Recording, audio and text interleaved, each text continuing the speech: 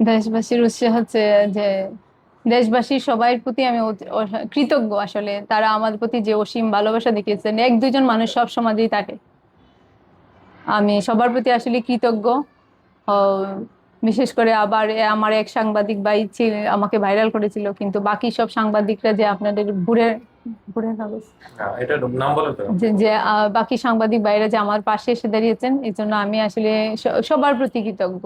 আমাদের আমাদের মন্ত্রী মহোদয়, প্রধানমন্ত্রী, সবার প্রতি আমি আসলে কৃতজ্ঞ। কর্মকর্তা কর্মচারী, শিক্ষক, সবার প্রতি, সব শ্রেণীর পেশাজীবী মানুষের প্রতি আপনাদেরকে ধন্যবাদ।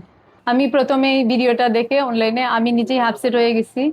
আমার পরিবারের যে 5 জন আমার আরো বোন আছে, ওরাও শিক্ষক। ওরা আমাকে বলছিল, তুমি থানায় জিডি করো, তুমি কেন বিমূর্ত হয়ে যাও, তুমি রাইট পয়েন্টে আছো, তুমি কখন ভুল করো নাই, আমরা তোমাকে জানি। তো আমার পরিবারের আমার সকল বোন, ভাই বোন, প্লাস আমার স্বামী আমাকে যে পরিমাণ সাপোর্ট করছে, আমার বিশেষ করে আমার ছোট মেয়েটা সবসময় আমাকে বলে, মা তুমি রাইট, সবসময় তুমি রাইট, আমি তোমাকে অনুসরণ করি, আমি তোমার মতো হতে চাই। তো আমি আসলে ওই জায়গা থেকে, আমার পরিবারের থেকে আমি কোনো ধরনের কোনো হ্যাঁ পাইনি, অসহযোগিতা পাইনি। ওনারা আমার সবসময় সাপোর্ট করেছেন, এখনো সাপোর্ট করতেছেন।